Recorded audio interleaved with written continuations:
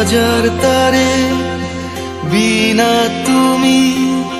তুমি সুরের ঝংকার, তুমি আমার আশার শ্রাবণ। 1996 6 সেপ্টেম্বর যখন সালমান শাহ মারা যায়, আমি মৃত্যুর সংবাদটা যখন পাই তখন আমি 1 মাস না খেয়েছিলাম, ঠিক মতো খাবার খাইনি। 1 মাস না খাইছিলেন? জি। তোমাকে চাই, শুধু তোমাকে চাই, আর কিছু জীবনে পাই বা না পাই।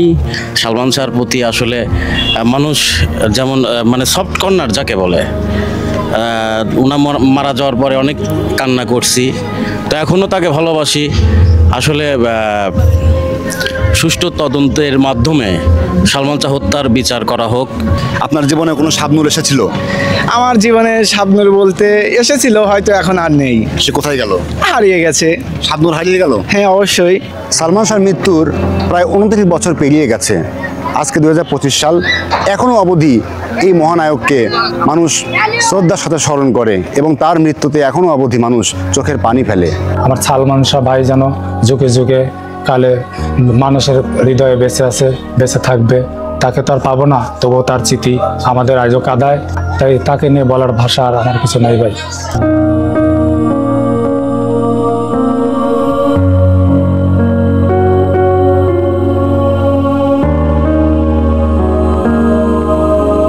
কথাই আছে, জন্ম হোক যথাতথা, কর্ম হোক ভালো।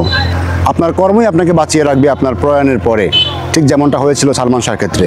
তিনি মারা গিয়েছেন আজ থেকে প্রায় 29 বছর আগে, কিন্তু এখনও অবধি তার কারণে মানুষ হয় অস্ত্র স্নাত।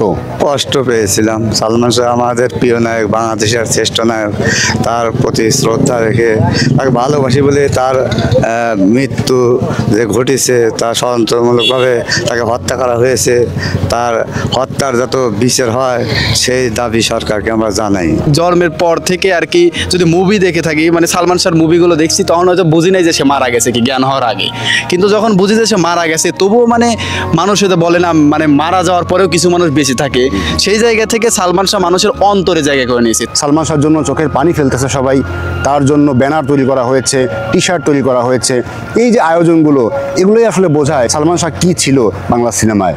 আমি শ্রদ্ধার সাথে স্মরণ করছি এই মহানায়ককে এবং তার আত্মার শান্তি কামনা করছি।